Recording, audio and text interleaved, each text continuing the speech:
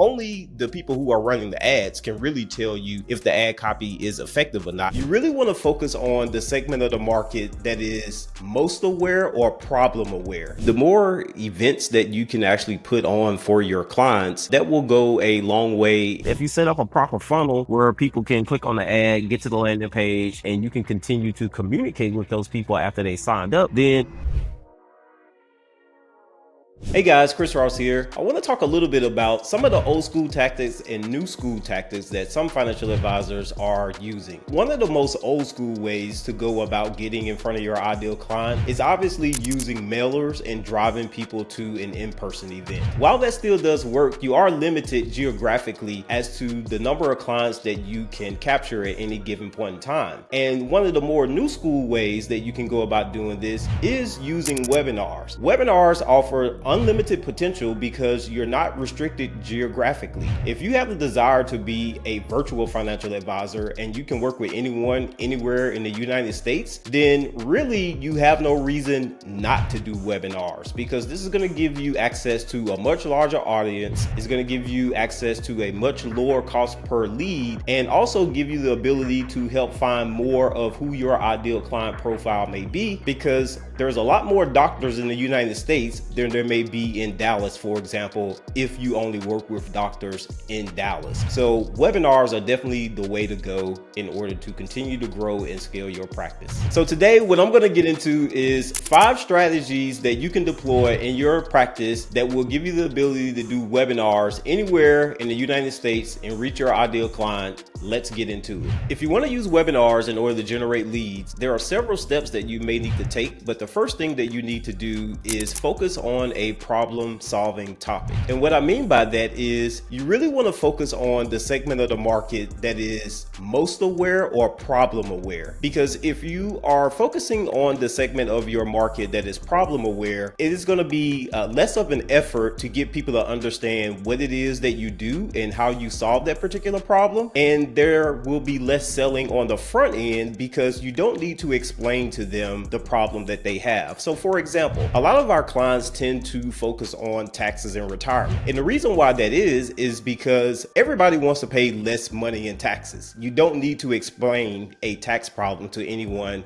who has several $million saved. So by simply just focusing on the fact that you are able to help mitigate taxes in retirement, that will go a long way in getting a lot of interest in people who will want to sign up for your webinar. Step 2 in the process to using webinars in order to generate more leads for your practice is going to come to promotion. Now, one of the very first things that you definitely want to do to promote your webinar is to send that to your existing list. A lot of advisors already have an existing drip list, or people who have already opted in for a previous webinar or seminar. Because you have likely built some know, like, and trust with these individuals, it is going to be much easier to get those people to sign up for your webinar and or subsequently take action on the webinar at the end. The other part of that is going to be knowing where your ideal client tends to hang out online. So for a lot of advisors, most of your clients are going to be on social media, and they're more than likely going to be on Facebook. The demographic of people who are 50 plus is a steady growing demographic on Facebook, and that is one of the #1 marketing channels that I would recommend in order to promote your webinar. So if you're looking to promote your webinar, this is actually one of the main services that we offer here in the agency, and we've helped over 100 advisors do webinars all across the United States on various topics using our dynamic audience matching system. If you want to learn more about that, click the link in the description below. Step number 3 is going to be deliver value. And what I mean by that is this is where you really want to focus on the most pressing problems that you know your ideal client has. If there's anything that clients tend to resonate with the most, is really knowing that someone understands their problem more than they understand their particular problem. So if you are able to demonstrate how life would be for a retiree based upon a particular scenario, and you can walk them through what their problem is, what happens if they don't solve that problem, and how you are able to resolve that problem for them, that will go a long way in building trust and also giving them the opportunity and the belief that you can help solve that problem, which subsequently will cause them to want to book a consultation with you. And this leads me to the next thing, which is the pitch. Now, the pitch is going to be one of the more important parts of your webinar, webinar because this is what's going to give people the ability to book this consultation with you. And one of the things that I believe in the most is being authentic about what's going to happen when someone reaches out to you. And what we tend to see that works best is to get people into what we may call a right fit call or get to know you session, right? So this gives the person the ability to learn a little bit more about you and your practice, and then also for you to learn a little bit more about them, but also give you the ability to qualify that particular individual so that you can understand whether or not this is going to be someone that you can serve at a high level or not. And this isn't about selling or anything of that particular nature on this initial call. This really is just the first step in a multi-step process that is going to lead to this person becoming a client for you. One of the last steps in this particular process is going to be the follow-up. Now, this is where most people tend to fail. And the reason why most people fail at the follow-up is because we're so focused on getting that client and getting them in the door immediately. And if you have enough consultations and enough clients that are coming in the door, you tend to forget about all those other leads that reached out to you at some particular point in time. But what you have to remember is no one reaches out to a financial advisor unless they have some kind of interest or some kind of problem that they need to have solved. So if you have the ability to follow up with individuals, whether that is putting them on a drip campaign that speaks to the particular problem that they have and how you are able to solve it, and or if you have a team of advisors or setters that can reach out to those individuals, that will go a long way in getting more consultations booked, which is ultimately going to lower your client acquisition costs. So if you're like most people, meaning you're not a copywriter, what you're really looking for is kind of a hack, or I would say maybe the cheat code to being able to write effective copy that's going to bring in the leads and the clients and whatever it is that you are looking for in your particular financial advisor agency. So here's a simple process that I like to follow because I don't even consider myself a copywriter either, but I know some of the most, what I would say, famous copywriters, AKA the ones that you always see on social media. And here's a simple process that I tend to follow in order to start my process of hacking my way into using AI to create effective ad copy. So one of the things that I want to do is I want to go and search out for ad copy that these particular copywriters are already producing. So if you think about it, most copywriters or people who write copy for some of these really fancy brands, they tend to pay these people a lot of money. They've done a lot of research. They thought about all the psychological triggers and everything that kind of goes into creating copy, and you want to try to be able to do that yourself, but you don't have all the years of experience that these other people have. So what I'll do is I'll go into Facebook and go to these pages, and I will go to the Facebook page library, because if you didn't know, Facebook actually has a library of ads that each particular page runs. So you could actually go to some of your competitors' Facebook pages, go to that ad library, look to see what ads that they are running, and that's going to be the first step that you need to take in order to kind of start spying on the competition. Now, one of the things that we don't know when looking at this ad copy is we don't know how effective it is. Only the people who are running the ads can really tell you if the ad copy is effective or not. You can read through it and you may think it's a good performing ad. And just because the ad is running doesn't necessarily mean that it's effective either, because they could just be testing out some new ad copy. So one of the things that I like to do is when I go and click on these ads, typically you're going to start to get hit with other ads from that same kind of vertical, or even maybe some retargeting ads from that same company. Now, here's where the magic starts to happen. What you want to do is you want to look for ads that have a lot of engagement on it. So maybe there's a lot of comments on the ads, maybe there's a lot of likes, loves, even angry emojis, whatever the case may be. You want to look and find the ads that have the most engagement. If there's a lot of engagement on it, the reason why that is because Facebook feels like that ad is performing well, and Facebook is showing this ad to a lot of people. And this is going to be one of the ways that you could potentially know how effective an ad is going to be. So once you are able to identify some of these, what I like to do is just take a little screenshot of the ad, and I'm going to save it to my swipe file. So whether you're using Notion, Evernote, doesn't really matter where you save it. You just want to make a copy of this particular ad. And I'm going to repeat this process until I come up with however many ads it is that I may want to have for my swipe file. And that's going to be really the very first step step that you need to take in order to start to basically kind of curate your library of ads that you could potentially use when we get to step 2 of the process.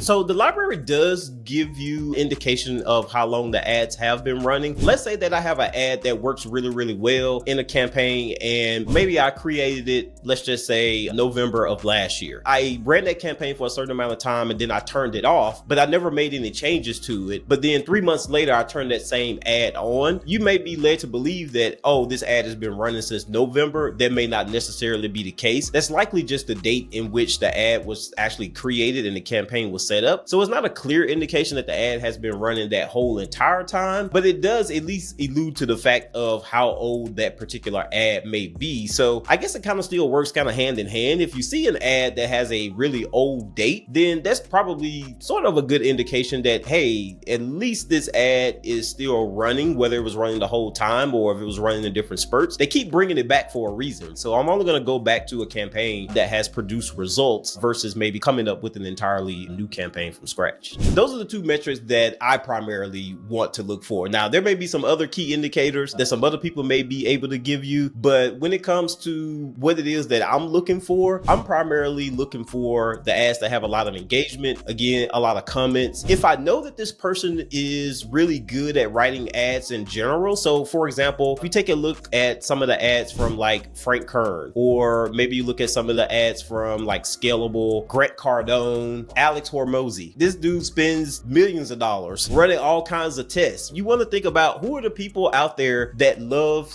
to do a lot of marketing tests. You can always take their ad copy and add that to your swipe file, because at least you're going to have some kind of foundation to be able to go off of. They're going to use a lot of best practices. They're going to basically do a lot of research and stuff for you. And while they may be running ads in a completely different niche from you, that's completely fine, because you're not looking to exactly copy word for word what it is that you're doing. What you're actually looking for is you're looking for things like tonality, structure of the ads, the different emotional triggers, the formatting of the ads. Is it long copy? Is it short copy? Are there a lot of 1 or 2 syllable words? Is there a lot of marketing buzzwords in it? Those are all the things that you want to be able to look for in the ad copy to help you structure the ad copy that you're actually going to use. And this is where AI does a really good job of being able to pick up on these different elements. And if you're finding what I'm saying so far to be valuable, it would be awesome if you would leave a like or maybe hit the subscribe button below. I share dozens of helpful content and tips on what you can do from a marketing perspective in order to grow your agency. So whether you are a new advisor or you're an established advisor, I'm here to help you both. So let's continue on with the rest of the video. Now, when it comes to my own swipe file, I'm going to be real honest here with you. I don't have a very big, massive library. What I have been able to do is I've been able to swipe some ads from some people that I really, really trust. And I like the methodology behind how they actually create their ads. Meaning these were people where I actually paid to sign up for their copywriting course. I've gone through and have spent thousands of dollars to learn from some of these individuals. And for that particular reason, I don't need to swipe a whole lot of copy. I really just need to kind of make a little bit of an investment in money to get access to these people, and then basically hunt down all of the copy that they may have written in the past. So while I'm not going to reveal who I'm actually getting the copy from, I will tell you that the swipe file that I currently use to produce copy for a lot of our agents that's actually producing leads with anywhere from $500,000 on up, there's actually 3 distinct ads that are in my swipe file right now that I continually use over and over and over again in my process that is actually churning out winning ad copy for me left and right. In fact, I just created just the other week for a new client that we onboarded about a couple of weeks ago. In fact, this particular group is a group that's out of North Carolina, and this particular advisor is really looking for people who is primarily going to manage their money. A lot of financial advisors kind of focus on either taxes or focus on Social Security or just general retirement planning. What I'm sharing with you here today in order to create some ad copy for them, and I was measuring the quality of the leads that were coming in from the webinar campaign that we're doing from them right now, and a third of all of the leads that are being generated have anywhere between $1 million and $3.5 million, and this is just the second iteration of this campaign. So we haven't even like completely done all of our optimizations. This is just the first round of ads that we've created from them, and this all came from from this process that I'm sharing with you here today. Now that you've been able to maybe do some competitor research, swipe some of their files and come up with, I would probably say anywhere between 3 to 5 different versions of ad copy that you may want to use in order to create your own copy. Next, what you want to be able to do is start to use the AI. Now, me, for writing copy, I know a lot of people are out there are using ChatGPT. Obviously, DeepSeek is a new one that's out there right now. You got Grok 3, where a lot of people are talking about that. Me personally, I'm kind of partial to Claude. For whatever reason, I feel like Claude does a better job with writing ad copy when it comes to the emotional aspects of it, the tonality, really getting it to kind of mirror whatever your swipe file may be. Now, I know Claude just recently came out with Claude 3.7, and I actually tested this last night with some of that new ad copy that I was writing for a new client, and was actually pleasantly surprised with what it was able to come up with. Now, I haven't tested this new ad copy yet, but Claude is my personal choice or my personal go-to for AI when it comes to getting the ad copy written. One, financial advisors are not really copywriters, right? So let's just get that off our chest right now. Most financial advisors are great at being a financial advisor and not being great at a marketer, or especially writing copy. Copy is a very difficult thing to do, but obviously with AI, writing copy can become a lot less of a headache. And with a proper structure or format in place, you can actually create some pretty good ad copy, but you gotta have some basics down in order to make this effective. So really what we wanna kind of take a look at is generic ad copy versus more niche ad copy. And the reason why I bring up niche ad copy is because sometimes people are afraid to ask for what they really want. It's not uncommon for me to get on a sales call with an advisor and I ask them to tell me about the type of client that they're looking for, and they say, I'm looking for a client that has $1 million plus or whatever the case may be. But sometimes being able to say that out loud, and I say out loud in air quotes, meaning being able to put that in ad copy or put that in some kind of message that's going to resonate with people, that's actually going to draw in the folks that have $1 million or more, is something that a lot of people either just don't know how to do or they're scared to do it. But in this video today, I'm going to talk about a test that we ran where we use some specific ad copy, calling out the exact type of person that we wanted to sign up for the webinar versus using some more generic ad copy. And we're going to see which one is going to be the winner, and the answer may actually surprise you. So let's get into it.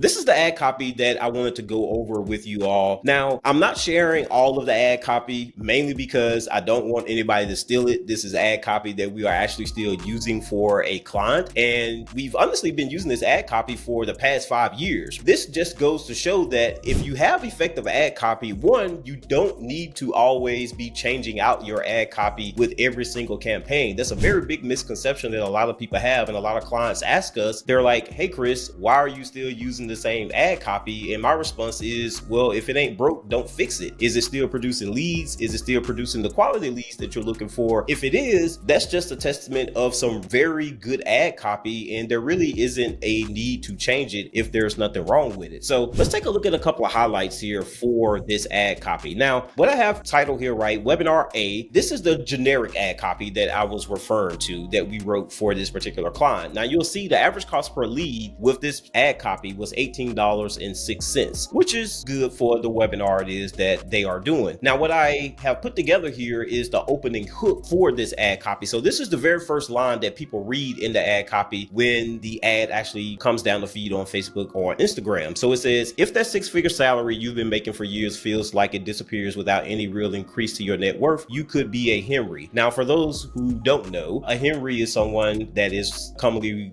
called high earner, not rich yet. So that's what the acronym Henry stands for. So these are people who tend to make a high salary, but they're not rich yet, right? Or maybe they don't consider themselves rich. Now, what I did here was I was able to use our lead verification system in order to measure the quality of these leads. And I wanted to have something objectionable that I can show to you all and not have something that's more of an anecdote. So I took all of the leads that were generated from this particular campaign, and this was the breakdown on assets for for the leads that were generated. So 17% of the leads that generated had between $0 to $99,000 in investable assets, right? We're just going to call these people non-qualified here. Next level up, people who had between $100,000 and $250,000 in investable assets, that accounted for 14.5% of the leads. Next big jump here, right, is going to be people who had $250,000 to $500,000. Now, this made up 40% of the audience, which is pretty good, right? $500,000 to $1 million, that made up 16%. $1 million to 3.5, that was 8.2, and then people who had $3.5 million, 3.1% of this audience. Now, overall, over half of the leads that we have here would be what most financial advisors would call qualified. And when I say that, I mean people who have at least $250,000 or more. If we're just looking at people who have $500,000 or more, that is still a pretty big percentage of this overall audience that was generated using the ad copy that we created for them.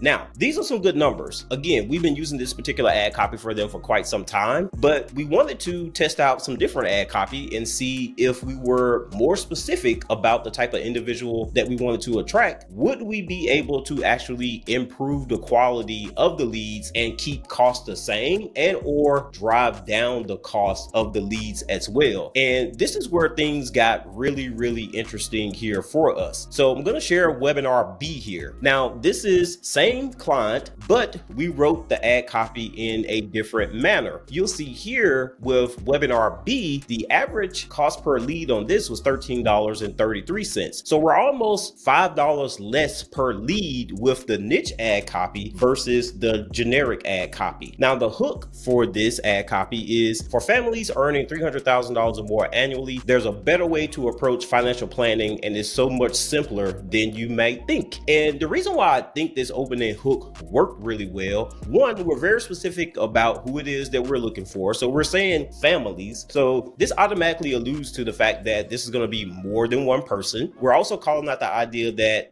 between the two individuals or however many individuals, right, in the family, that they're earning $300,000 or more. And then we're also talking about how they have an approach, or the approach to financial planning can be a lot more simple than what they may think it is. And most people who are earning a high income, they most likely think that financial planning is going to be really this big difficult thing. There's a lot to consider, and there is a lot to consider, but with the right financial advisor, right, their whole job is to make everything simple for their clients, and that's the reason why people want to reach out and work with a particular financial advisor. So let's look at the numbers on the lead quality using this particular ad copy. The first big thing I want to point out here is people who had between $0 and $99,000, right, saved for investable assets, we were able to reduce that number down to 7.1%. So if you recall earlier, I believe we were about 14% with the generic ad copy. With the specific ad copy, we were actually able to reduce the number of people who were signing up who had less money. That's the very first thing that we want to take a look at. When we go and we take a look at the breakdown for 100 to 250,000, now we're up to 21.2% of the leads that were generated had between 100 and 250,000, whereas before we were at 14.5%. So this is basically a 7% jump in leads that have between 100 and 250,000. Now, you may be on here and you're saying, okay, somebody has 100 to 250,000. While that's great, that's still not super awesome and maybe not who my ideal clients may be. Well, let's take a look at people who have 250 to $500,000. Now, what we'll see here with the generic ad copy, about 40% of the leads that opted in had between $250,000 and $500,000. With our specific ad copy, we actually saw a little bit of a drop here, right? Not very much of a drop, a little over about 1%. So not a real big change there, but we did see a significant change in the people who have between $500,000 and $1 million saved for retirement. So with the niche ad copy here, we're up to 21.2%, whereas with the generic ad copy, we were at 16.4%. Nice big increase on people who have between $500,000 and $1 million in investable assets. Now, the other brackets are pretty much about the same. People who had between $1 million and 3.5 came in at 8.2. 3.2, and those who had 3.5 or more had 3.1. We were pretty much about the same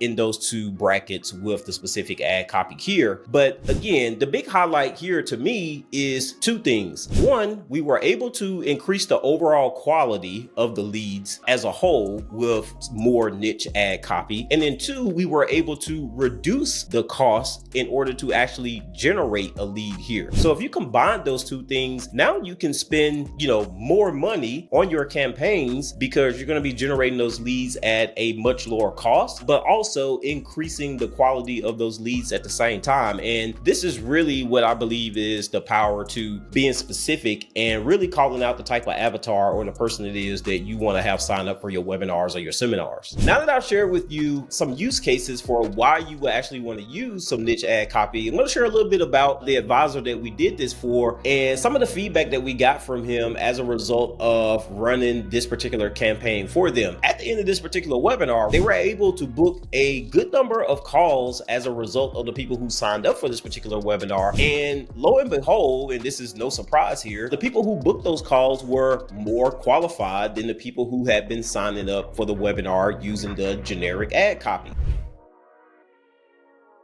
3 tips that you can use to start growing your practice today. Let's get into it. Number 1, networking strategically. What I mean by networking strategically is you really want to have a good understanding of who your ideal client profile is and who within a particular network may have access to that particular ideal client profile. So you really don't want to just randomly pick networking events that may appear on a calendar or just may appear online because you don't know if your ideal client profile will be there. But if you know that your typical client has, let's say, $2 to $5 million and they typically own a yacht, then a ideal networking opportunity may be business owners that may own marinas. That would be an ideal place where it may make sense to network. So that would be a strategic move there for you. In order to create an ideal client profile, first you need to know whether or not you actually have one. So a lot of financial advisors, typically their ideal client profile is going to be anyone who's 55 and up and have the minimum assets it is that they're looking for. But overall, that is very broad and generic. What I like to do, or what I tend to recommend to people, is who is it that you tend to do your best work for? Because if you're being authentic in who it is that you want to serve, then you will find it easier to attract those particular individuals, and then for you to also be able to do your best work for them as well. So that may go beyond just the typical baby boomer who is nearing retirement and has a certain amount of assets, for example. The more closer you can get to who it is that you actually enjoy serving as an advisor, that will help,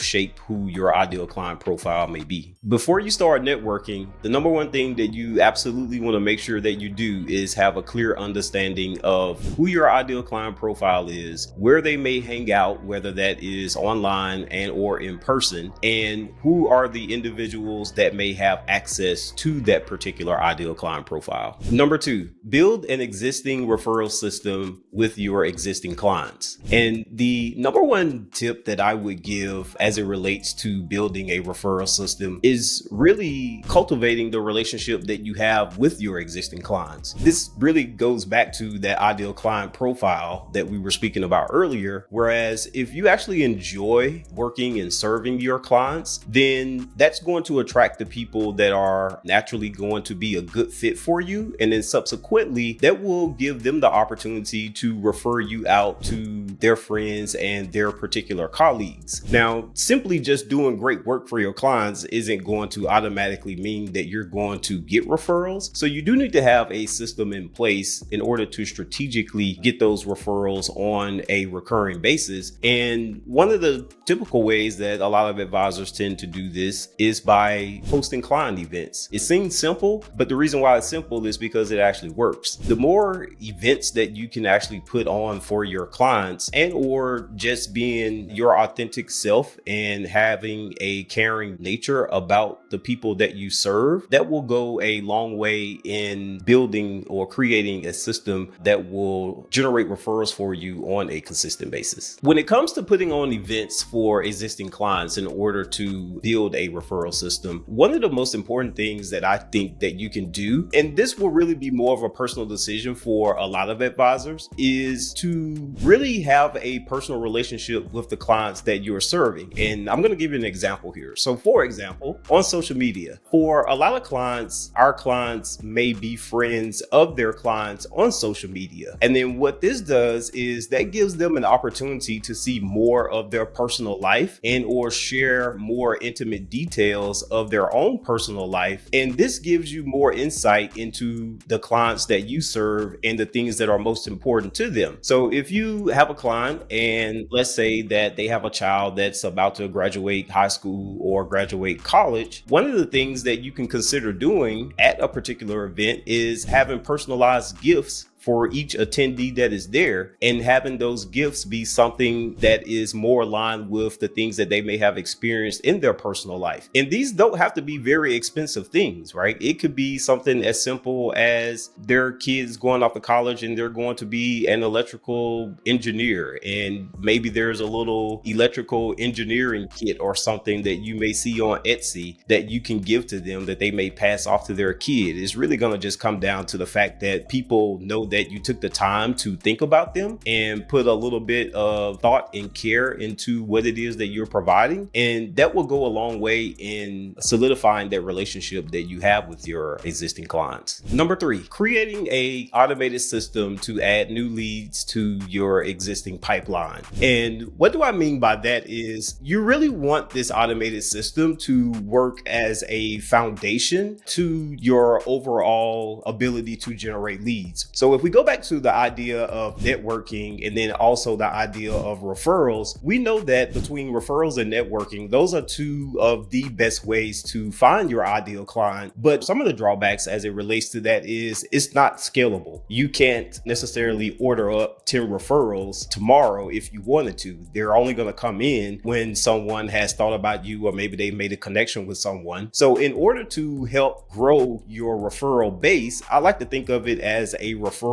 tree. So if you think about a tree has a foundation, then you have branches. So each branch could be, a referral opportunity or a networking opportunity. And if you have an automated system that is consistently bringing in new leads and those leads convert into clients, then you are building your referral base with more people who can refer you out later and or more people who could potentially be networking partners. So while the ability to close business on networking and referrals is a lot higher and an automated system may be lower, the automated system is something that is more scalable for you. And if you can continue to bring in good qualified prospects, those prospects will ultimately become clients, and those clients will ultimately become more branches to your referral and your networking tree.